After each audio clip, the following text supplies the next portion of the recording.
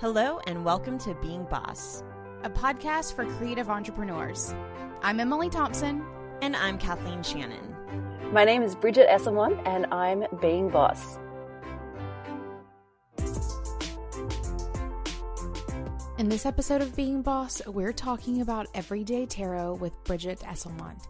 As always, you can find all the tools, books, and links we reference on the show notes at www.beingboss.club.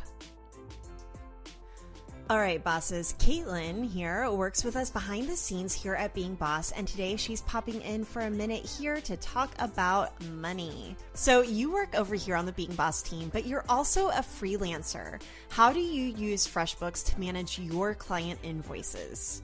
Well, I send my invoices through FreshBooks, and I'm lucky enough to not have to think about them from there because my clients pay me on time. But even if they didn't, I could set up reminders through FreshBooks. Just set it and forget it, and then I don't have to feel like I'm nagging. How about tracking expenses? If I have to buy something for a client or if I have travel expenses related to work I'm doing, it's super easy to just upload a photo from my phone. They have a great app. Or from my desktop, a confirmation email or something like that, and then just add it as a line item on the invoice. FreshBooks Cloud Accounting makes keeping track of your books so easy. Get paid faster with their invoicing systems and keep track of your expenses year-round. Try FreshBooks Cloud Accounting for free today by going to freshbooks.com/beingboss and enter Being Boss in the How Did You Hear About Us section. Brigit Esselmont is a professional tarot reader and teacher, intuitive business coach, and spiritual entrepreneur.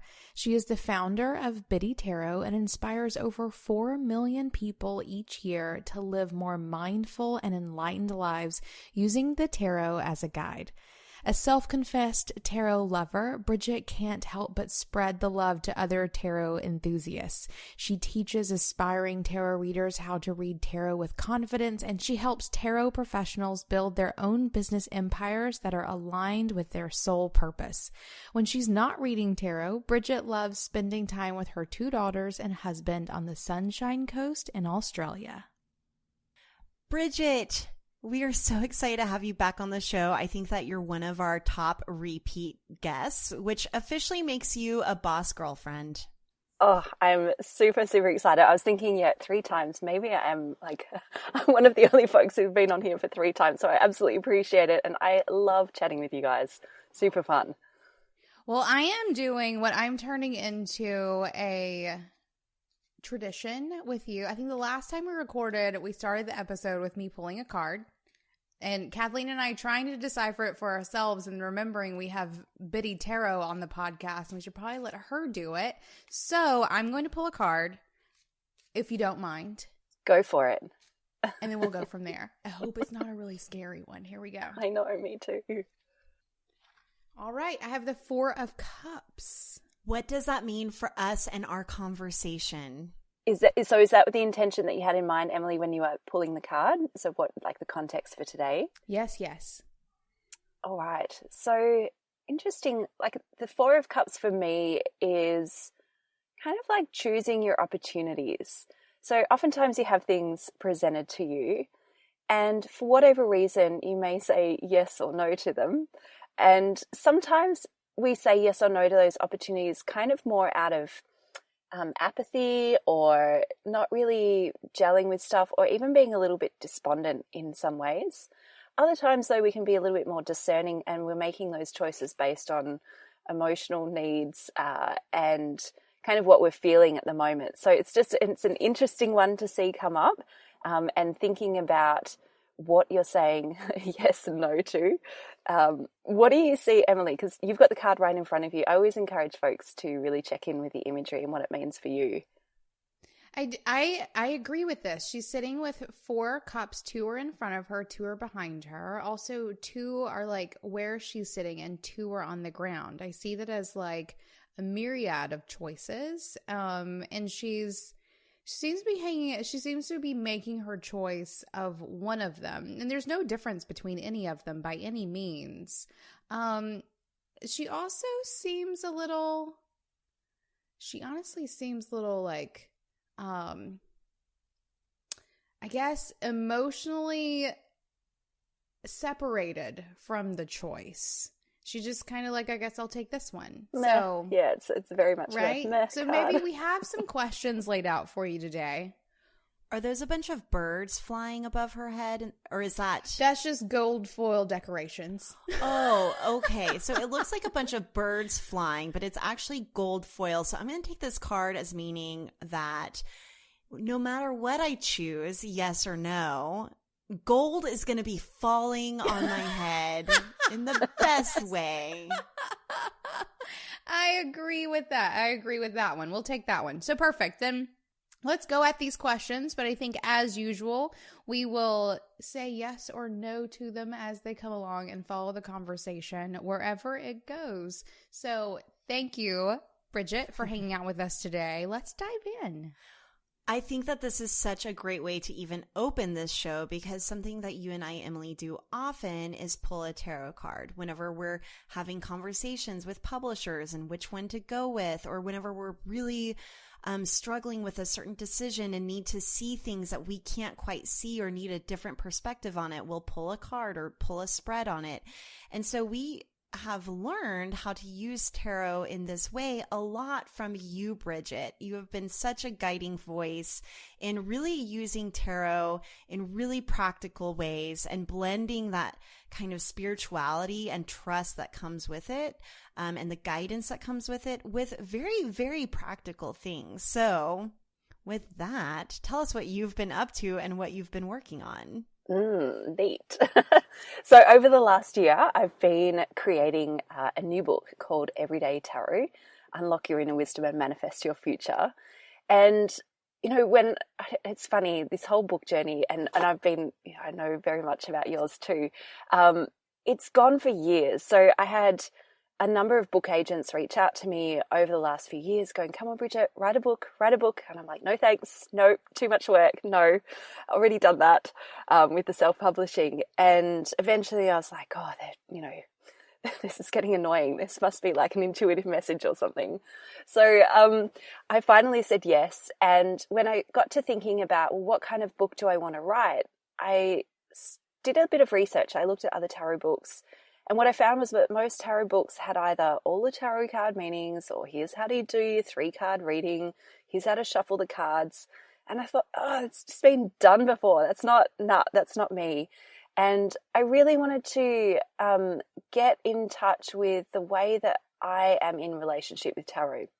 And just like you said, Kathleen, I am so practical, down to earth, grounded, and spiritual at the same time. And I knew that for me to be fully authentic in this book, it had to be about how I bring tarot into my everyday. And so the book that I've written is, it's divided up into multiple chapters. Obviously, that's a book. But Tell us how a book works, Brigit. It has pages. So in these different chapters, we've got things like tarot for self-discovery, which I just find super juicy. And I've put that, you know, right at the start because that's where it's at. That's how I love using tarot, for really digging in deep and almost holding up a mirror to our soul to really reflect and see what's going on inside of ourselves. Because all of the answers that we need, everything that we're seeking, like what we think externally we're seeking, it's actually all inside of us. And the cards just are reflecting that back into you. And I also believe that once we're in full alignment with who we really are and we're in our, you know, authenticity, that's when other things like relationships, career, finances, all of that stuff starts to come into flow. So there are other chapters around relationships, whether you're in relationship with yourself, which we all are, or you're starting a new relationship, or you're in, you know, a 10+ year relationship and how you can deepen that.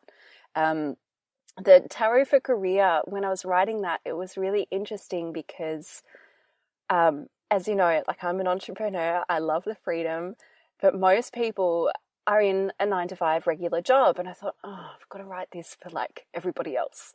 And so I start writing, I'm writing things like, you know, here's how to ask for a pay rise. Here's how to please your boss. And it felt so out of integrity with me. I'm writing it going, oh, this is how you do it. And then like, I didn't enjoy it much at all. And then my editor wrote back, she's like, Bridget, no, you got to redo this. Everything else, awesome. This chapter, no. And it was such an interesting process because I had to really get into connection with how can I feel authentic in writing this chapter, but also speak to, my audience, which is a wide range of people. And eventually I landed on, career is very much about knowing where your, superpowers are, where your talents are, where's your zone of genius, and then applying that in the work that you're doing.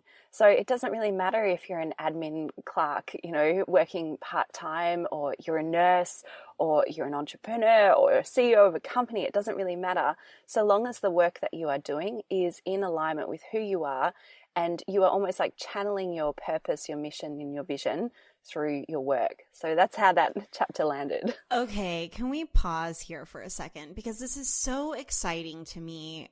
I feel like, and we're a part of that tribe that really talks about how amazing creative entrepreneurship is and the freedom that comes with it and how we wouldn't trade it in for the world. But at the same time, I think that there's a similar energy that you can have whether you're working for a corporation or a small business or for somebody else or for yourself. And whenever you can get that energy aligned, it almost doesn't matter. Like it's all kind of the same, and it's all going to open opportunities or close doors depending on your attitude and your energy that you bring to it. So I guess my question for you whenever it comes to this chapter, and even maybe the last chapter, is whenever it comes to the structure of this book, and maybe this is me nerding out, like as someone who's written a book, but are there tarot spreads in it, or are there different archetypes that are describing energies from the deck that you can tune into as you're thinking about these things? Like, how does it relate back to the tarot? Yeah. So there are definitely quite a few tarot spreads in there, but what I wanted to do was, I didn't want it just to be a book of spreads. Like, that's easy. And it's not really how I work with tarot. I don't go, oh, what spread should I use today? And I sit down and I pull out the cards and go, reading done. That's like, I don't read tarot that way often. The way that I read tarot is I'm often going through my own kind of process. It might be journaling about something. And once I hit a roadblock, I'll pull a card to see how I'm, like, if I can go deeper. So there's activities in this book where it might start off with, you doing a guided visualization and visualizing the energy, say, around your career, and then pulling cards to help you go deeper. So there's these beautiful processes that aren't just about sit down, do tarot reading, but it's about really get into the space of understanding your career better, or your relationships, or, your relationship with yourself. So that's where, this is where I just hope the magic is happening in this book, because I really want people to go beyond just sit down, do tarot reading. It's kind of like phase one. It's awesome if you're doing that. Love it. And if you want to integrate tarot, but more importantly, intuition into your life, it's all about having it as just a normal part of your process. And just like you guys are saying, you jump off a call with someone, you pull a card. Of course you do, because it's just part of your process of evaluating and, assessing, like, is this the right fit for us? And is it the only way that you're assessing that? No, because it's like we look at life holistically, and our intuition is one part of it. So is our, critical, analytical thinking. And that's an important part too. So I love that you mentioned this too, because I feel like my biggest beef with tarot from time to time is that I'm like, yeah, I get it. Either it is or it isn't. Sometimes I feel like the cards can be kind of almost double-sided, where it could mean this, but it could also mean the total opposite thing. Do you know what I mean? And so then it really is digging into your intention, what you came to it with, what you're really seeing in the imagery, and really discerning and finding that meaning for yourself. So maybe this is the same reason why tarot cards can't necessarily predict your future, but it also means that you're going to have to bring a certain amount of, decisiveness or interpretation to the reading, right? Is that what you're saying? Or yeah, well, actually with that, this is why it's so important to set up sacred space before you do a reading, right? So if we go into a reading going, come on cards, tell me that this publisher is awesome and they're going to give me a book deal that's like amazing. If you go into it with that attitude and then you get like maybe the Four of Cups, you're going to feel a little bit like, what is this? Sure. Oh, she is taking that cup. Yes. Okay. It is the offer. Yes. Right. You basically just described what I look like whenever I'm doing a tarot reading. Right, Kathleen's like, gold is raining down on me. Yeah, count all those gold specks. Oh, that's every $100,000 I'm going to get. No. So, setting up this sacred space, clearing our mind, setting a pure intention, getting it, and also like really just getting back in touch with our source energy. That's pure essence. That is where all of the truest answers come from. When we've got ego like shading things, you're off on a different tangent. So really important to reconnect with that source energy that's within yourself, to really embody that, channel it, and then go and do a reading, because that's going to swoosh away all of the ego side of things and you'll get a much clearer answer without attachment. That's the other important thing, not being attached to having a certain answer. That said, I have to share with you an example. I think I've shared this in the book too.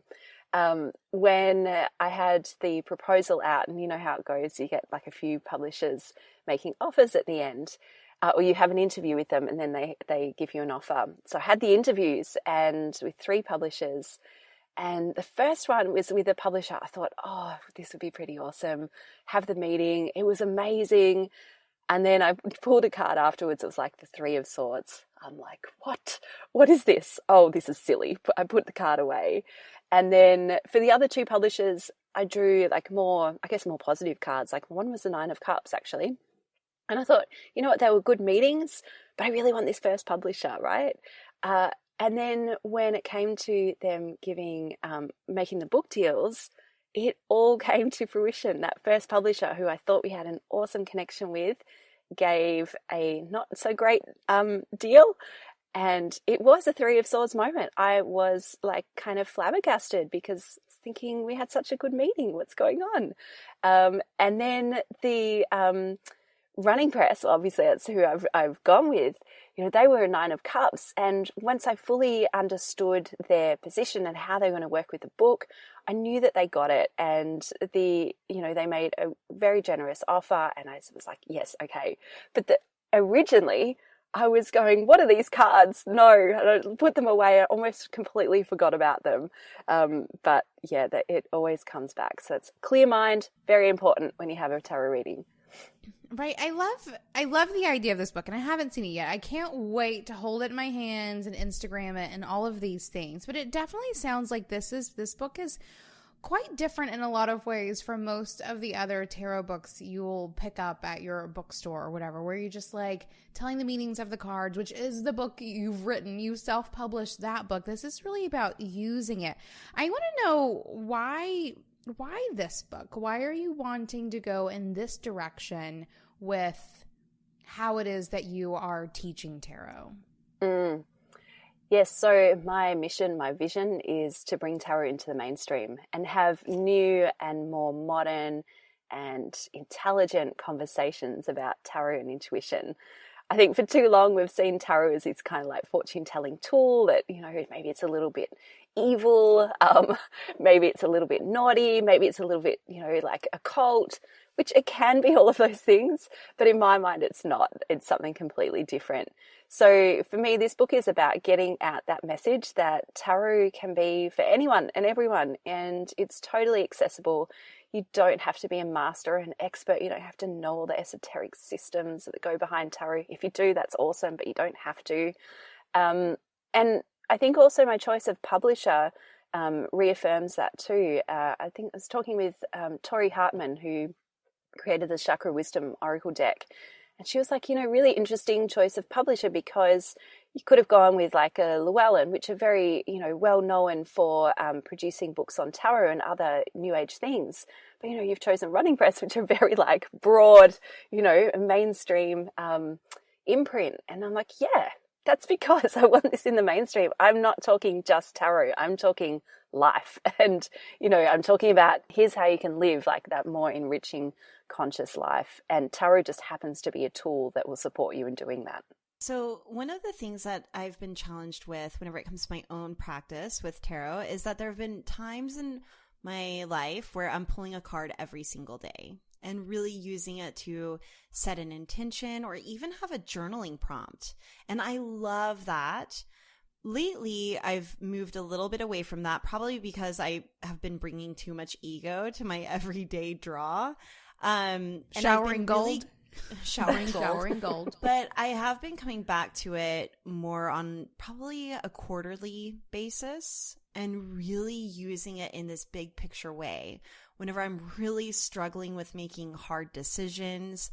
And it has been incredibly insightful and impactful in that way. And so I'm just curious to hear from you, kind of maybe even the logistics of balancing some of those bigger picture, okay, tarot, okay, deck, I really need you to bring it for me here, not in an ego way, but like this is really, I'm making some decisions, or I'm trying to look at more of a big picture vision with this read versus this like everyday, I just need to see what energy I'm bringing to my day kind of read. And so I'm curious how maybe you personally balance those, or how some of your clients have balanced that balance between these big picture and daily reads. Yeah, it's interesting because I kind of ebb and flow too. So sometimes I'm really into doing the daily read and I can do it quite regularly. And then I'm just like, oh, no, I'm done with that. I don't need that right now. And then other times I might get right into the lunar cycles. I love doing tarot with the full moon and the new moon. Super, super interesting and juicy stuff can come out of that. And just so you know, in Everyday Tarot book, there's some awesome full moon and new moon rituals with the cards. So check it out. Yeah, I can't wait. Do you have those just for like any new moon or full moon, or do you specify like full moon in Leo? No. Okay, that's okay. I like to keep it general. Yeah. I was going to say sometimes that can get really overwhelming. And if you are bringing tarot to the mainstream, that's like some next level stuff. Yeah, exactly. It's funny, I was teaching a group of students yesterday and we started delving into tarot and astrology. I'm like, oh man, this is just getting way too detailed for me. It's not like, that's not my area of expertise. So I really like to keep it light, practical, easy to use. Now, let me just get back to the question around, big picture readings versus kind of like everyday regular readings. When I do like more of a big picture reading, you know, like you, I might do it, say, for my business when I'm doing a 6-month planning session. Or I did one on my birthday a few months ago, and that was really insightful. The way I go about it is I'm looking at like carving out some time to do it. It's not one of those just like, oh, I have 5 minutes, let's pull some quick cards. I will really set aside time. I will really prepare myself for that reading, whether it's even just going out into nature just to ground myself first and just calm down and get my thoughts cleared. Then I might set an intention. I might journal to begin with. I really think that's the most powerful way of working with tarot, is to start with your intuition first and then use the cards to further extract information from your intuition, if that makes sense. Yes. Because the practice of doing that, like that, but that sounds like a smart idea. Because what it does is it reaffirms that it's your intuition working. It's not these external things outside of you, these little tarot cards that are doing the work. It's you actually doing the work and your intuition doing the work. And so when you start with your intuition, you're reaffirming that. Now, we know our bosses, and we know that many of you are looking to easily sell online courses, memberships, and digital downloads to your audience. Well, we found a solution for you in Podia, your all-in-one digital storefront where you can sell your online boss creations in one place with no technical knowledge needed, no third-party plugins required, and 0 transaction fees. Start selling today with a 14-day free trial of Podia, and as an exclusive offer to the Being Boss listeners, 15% off for life by going to podia.com/boss. That's PODIA.com/boss. So can I share an experience I had? I was having a big reading and I really prepped for it big time. So Emily had sent me some awesome handmade bath salts that she had created. So I took a bath in these amazing bath salts.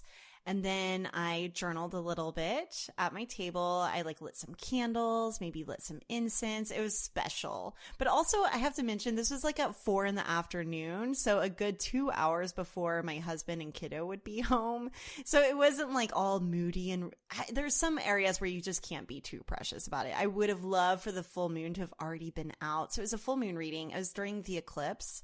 The full moon was having an eclipse. And so I go into my reading.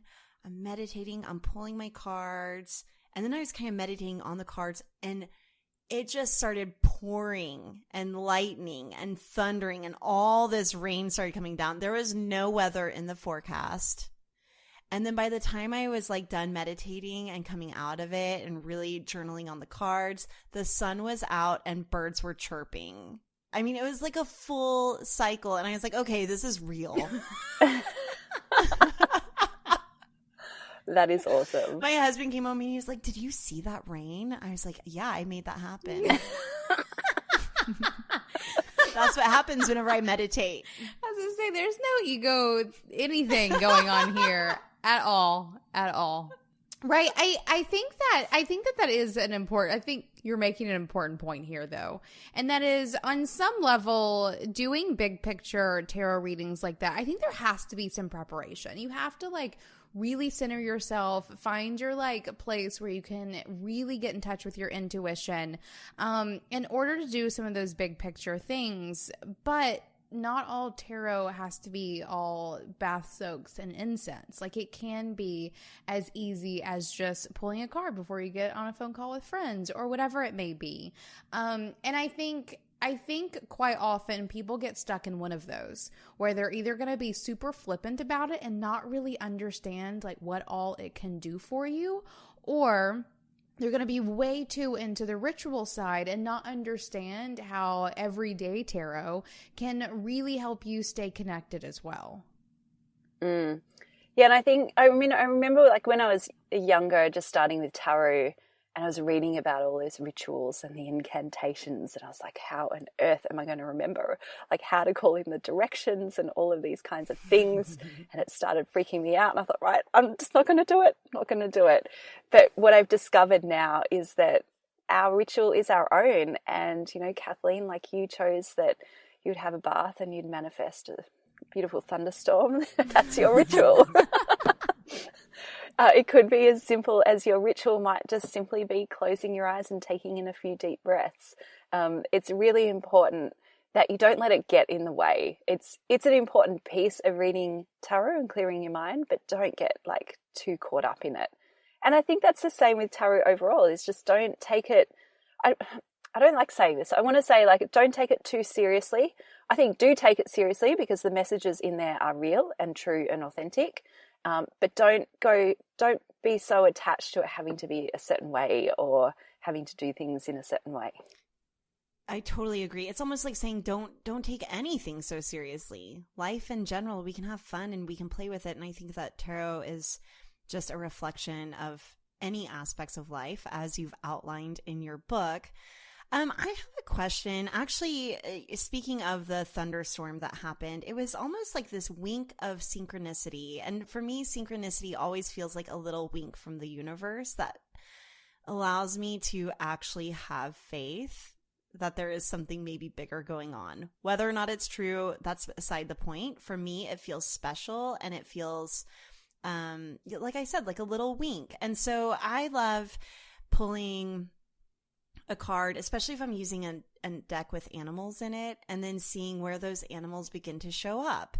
And so, and this might even extend beyond tarot, but I'm curious from you, Brigit, do you play with synchronicities at all? Do you notice them happening? And does that play into tarot at all?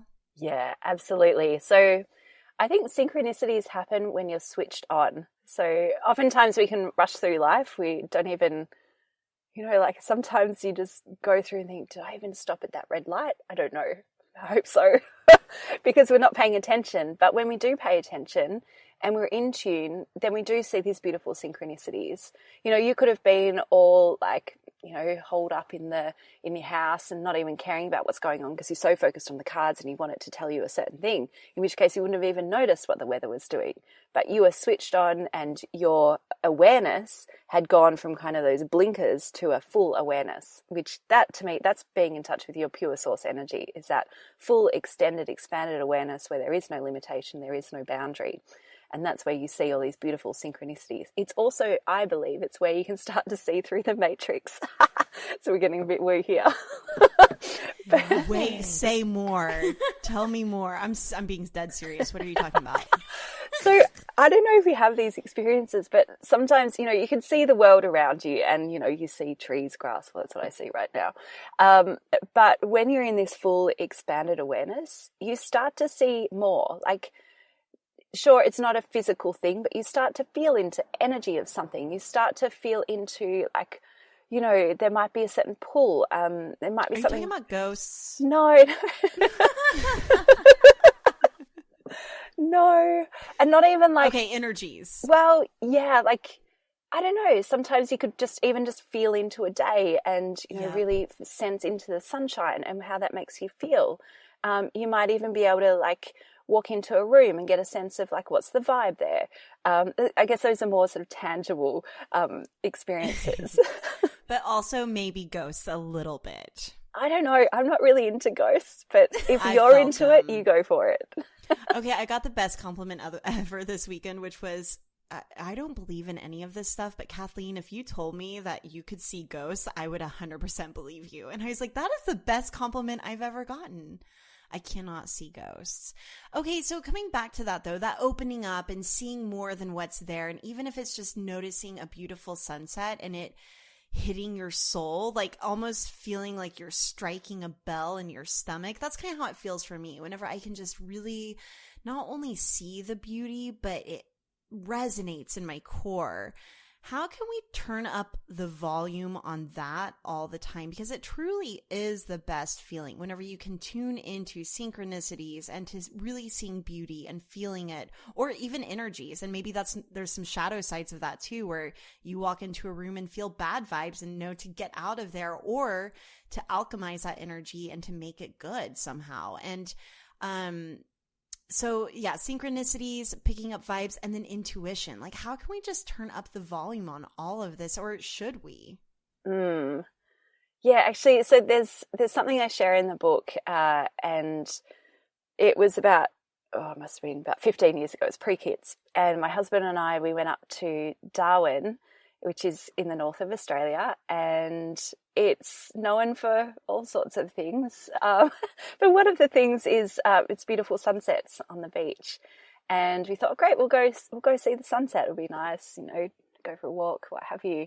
Get down to the beach, and there were literally hundreds of people sitting on the beach. And we're thinking, is there like an event going on? Is there, you know, a music show or something? But no, everyone's just sitting there on their picnic blanket, and the sun was starting to drop in the sky. And then as the sun got closer and closer to the horizon, people started standing up and facing the sun. And as it went all the way down, everyone started clapping and celebrating this gorgeous sunset. And it just sent chills up my spine, because the sun sets every single day, right? But do we actually even care? Do we even really notice? Oftentimes, no, because we're so in like our busyness. But what this experience reminded me was that there, just as you said, there is beauty everywhere. Every single second it's around us. But it's up to us to be able to cherish that, to honor it, and be part of it. And so that experience inspired me then to create a sunrise and a sunset ritual. Very simple, kind of like an extension of the daily tarot card, but with the sunrise, you know, if you can be in front of the sun as it's rising, and pull a tarot card asking, well, what energy can I bring into my day today? And then as the sun sets, what is it that I'm truly grateful for? You know, as the sun's setting, what have I created? What have I achieved in this day or in this moment? And so just, again, these simple practices is about honoring our intuition, ourselves, and our involvement in this greater environment that we're in.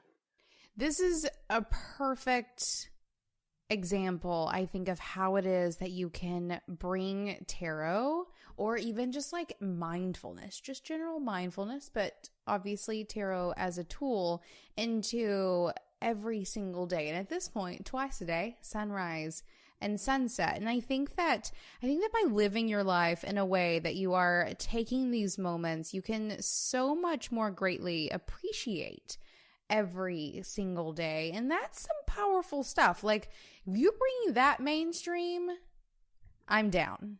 Yeah, love it. And look, it also, it still allows you to have room for being a grumble bum, for having a bad day.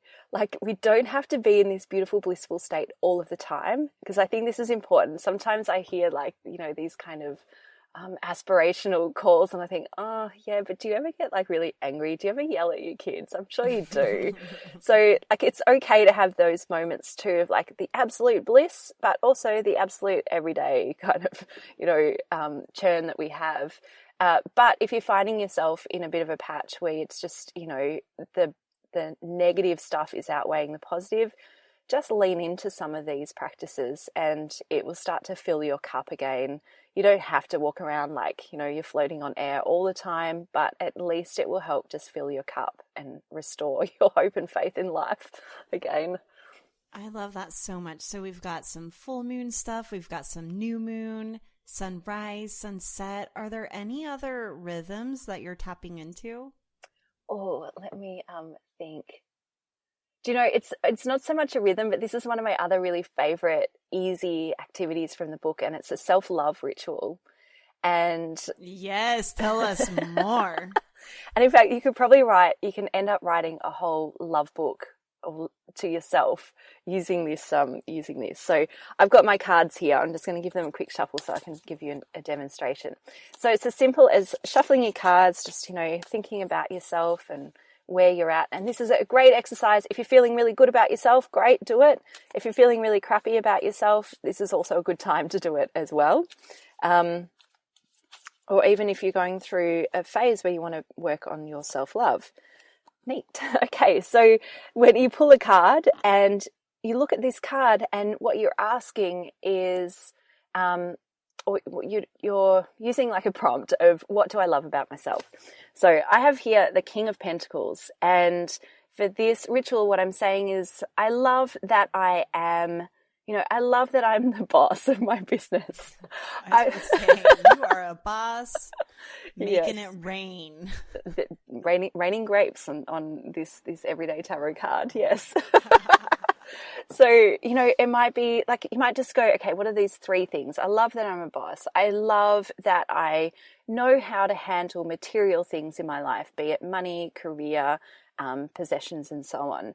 And I love that I can step into that king position with, you know, my team and my community and so on, and really, you know, own that king energy as well.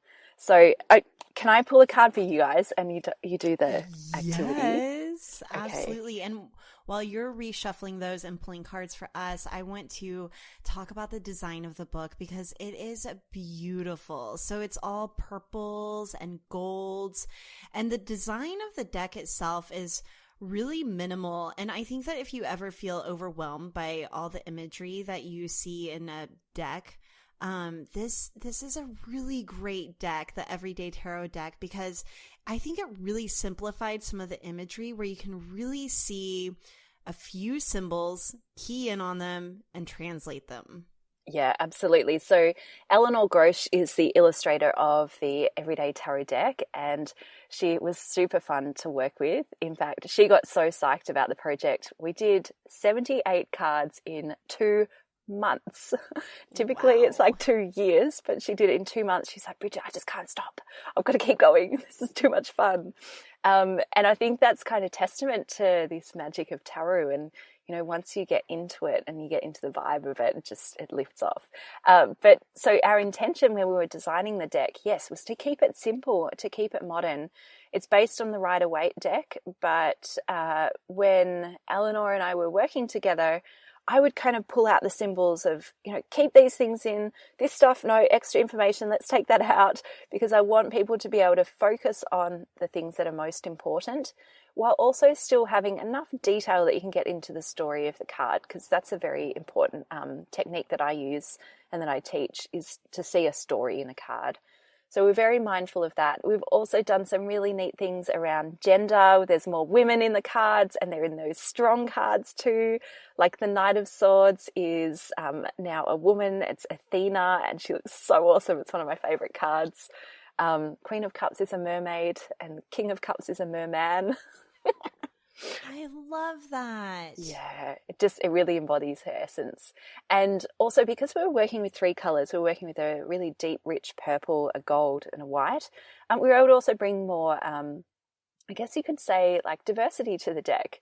We've got people with purple skin, we've got people with gold skin, and we've got people with white skin. So it's nice to bring a bit more of that modern element into the cards, whilst not overcomplicating it. That's the important thing. And they're mini cards, but I think this should be the new size of tarot, because finally they fit in my hands perfectly, and I don't have to like concentrate while I'm shuffling and with them going everywhere like I do with many of the bigger decks. So yeah, pretty neat. But can I scoot back to the self-love card? So Kathleen, I drew this one for you. It's the Ace of Wands. It's showing a hand holding up a stick with some big old wand. Yes, with some leaves and lots of good juju. So Kathleen, I invite you to say, I love that I am. I love that I am. Let's see. It almost makes me feel like I'm grabbing opportunities. Like I love that I'm grabbing opportunities. What is that on the left side of the card, on the opposite side of the hand? Yeah. It's a little castle, which for me signifies that you might be at the very beginning, and there's security and safety coming up, and also that feeling of stability as well, but further in the future. So you know what I'm seeing on that though, because it's on the left side of the card, for me that feels like the past. So it almost feels like I love that I'm willing to take new adventures and to leave home. Yeah. But also maybe that the future is bright. And then also the wand, with the way that the leaves are, it makes me think of seasons and living with the seasons and being in tuned and embracing and loving the changes that come with spring and summer, and then the dropping of the leaves in the fall. So that's what I would say. I love my ability to to try new things. I love my ability to adapt and change. I can't remember the first one. Grab opportunities. Yeah, awesome. And maybe even in like almost a spiritual way. Like the wands is kind of a spiritual suit, right? And so really using also spirituality to manifest these opportunities or to walk me through the beginning of my journey. Yeah, awesome. Love it. Oh, yay. I was thinking, I hope Emily doesn't get like the devil or something. So I've got you a good one. It's all right. Okay. Breathe easy. So for you, Emily, I have here the Strength card, and it shows a beautiful woman holding this ferocious lion who also seems very tame in her arms. So Emily, what would you say? I love that I am. Well, I love that I can hold it all at bay, for sure. And I love that I practice that as much as possible. I think there's a difference between having the ability to and then actually doing it. And I love that I can be friends with lions. Have you got a few in your backyard or something you need to tell us? Do you see Kathleen's hair right now? Definitely embodying the Leo. And my necklace. I'm wearing and a lion she's wearing necklace. her lion necklace. Oh. And I love that you always look so beautiful and graceful doing it. Right? I can hold a lion at bay and still look cute. I love it. That is such a good practice. Yeah, imagine if you were doing that every day and you were writing in your journal. Imagine the love book that you would just create with that, and even just that good juju. And even if you do it with a friend, if you have an accountability partner, and maybe you say it about one another, or even with your husband or partner or, bestie as well. So many options, so much good juju. That's great. I have not experienced that use of tarot cards before, but I think that will probably be one that I absolutely add to my tool belt. I know. Even how I was saying that I'm struggling with my everyday practice, I think part of it is that I want to have that, but in a way that doesn't feel like I'm doing this big interpretation every single day, or a vague interpretation, or, pulling a card and feeling vagueness around it. I think that that's a great practice for starting the day and just having a little bit more guidance or structure around how to do that one card pull. Thank you so much, Brigit. That was so much fun. Yay, my pleasure. And I have to admit, I felt scared, just looking at the symbols and not pulling up biddytarot.com to see what that card actually meant. But I also think that this is a great practice if you are constantly referencing what your cards mean, to get into looking at the symbols and really understanding what those mean to you. Yeah, I can definitely see your deck being very helpful to people who struggle with interpreting it themselves, taking out all the noise of a card and just focusing on what matters. I think you have achieved your goal of making it as accessible to as many people as possible. I know that whenever I use it, I'm going to feel you there with me, because you've done so much of the heavy lifting of deciding what to put in the cards and what to leave out, that it really helps me think, okay, how would Brigit translate this if she was sitting here chatting with me? But can I throw this in? Can I encourage you not to do that? You're right. That is an external. Because I want you to get in connection with you, right? Okay. I love that you're checking on biddytarot.com. I feel very honored. I appreciate it. It's a great way to learn about the cards. And when we're doing something so personal, like what do I love about myself, all that just goes out the window, right? This is I want you to push that away, and it's, what do you see when you look at those cards? What do you feel? What is it eliciting from you internally? Because that's the idea. The idea of this exercise isn't to know what the right card is. It's not a test. It's more about for you to get in connection with yourself, and that's the important piece. And this is a really strong message for all kinds of tarot readings. I really want folks to know and trust themselves. This is not about getting it right. It is about giving you information, giving you access to your inner wisdom, your inner guidance system. That's the magic, that bit. Not, did I get it right? Did Biddy say, was I right with Biddy? You're so right. I just think that I personally adore you and love you so much. And I love your approach to tarot, that I just always want to have you sitting next to me. And I want to channel you during my readings and hear your beautiful voice saying, here's what this means. What do you think it means? Yes. Hear that voice. I know, right? Okay, I'm going to hear that. What do you think it means? I love that. Well, thank you so much. Where can our listeners find the book and the deck? Awesome. So Everyday Tarot is available for pre-order through until September, and then hopefully it's on bookshelves everywhere that good books are sold. You can find out more at everydaytarot.com. You can watch the video about the book, get a bit of more of a feel for it. And also we have a really neat offer for pre-orders, that if you do pre-order, you'll also get access to my exclusive intuition development mini course as well. So lots of fun. Nice. So I'm so glad that you have created this book and this deck, both of which for the purpose of getting everyone in touch with their intuition and using tarot, because I agree with you. I think it's high time that people stop being offended by tarot cards and instead use them to get in touch with themselves, so that we can all be living more mindfully and in tune with all that is good. Please. All right. Final question, Brigit. Can you talk about what makes you feel most boss? So it might be a moment or an experience that you've recently had that makes you feel most boss. Okay, so the last 2 times that I've been on your show, I've given you a very soulful, heartfelt answer, which still holds to be true, right? But I was thinking overnight, what actually makes me feel really boss right now? And I'll tell you what, it's a very materialistic, ego-driven answer, but it's booking business class tickets to the US for the book tour as a bit of a reward and, for that just reaffirmation of what I've achieved in my business. And so, yeah, business class tickets all the way, baby. Yes. Business class tickets every time, I think, is my next boss goal.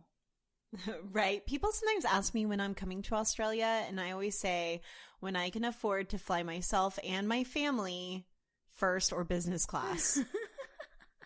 And then I'll feel boss too. My girls keep asking me, oh, Mummy, if you're going business class, can we go business class next time as a family? I'm like, no, not when it's 4 of us. No, because it's hard enough, really, I get quite worked up when I'm about to click the buy now button for the business class tickets just for myself. And I think, imagine if you were doing this for a family, but maybe it's in the future. Who knows?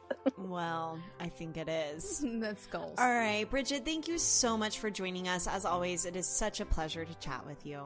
Oh, my pleasure. My honor. Hey, bosses, I want to tell you about the CEO Day Kit. The CEO Day Kit is 12 months of focused planning for your business in just one day. So Emily and I have packaged up the exact tools that we've been consistently using for years that have helped us grow from baby bosses to the CEOs of our own businesses. Gain clarity, find focus, get momentum, prioritize your time, make better decisions, and become more self-reliant with the CEO Day Kit. Go to courses.beingboss.club to learn more and see if it's a fit for you and your business. Thank you for listening to Being Boss. If you're looking for more help in being boss of your work and life, come check out our website where you can find episode show notes, browse our archives, and access free resources like worksheets, trainings, quizzes, and more. It's all at www.beingboss.club. Do the work, be boss.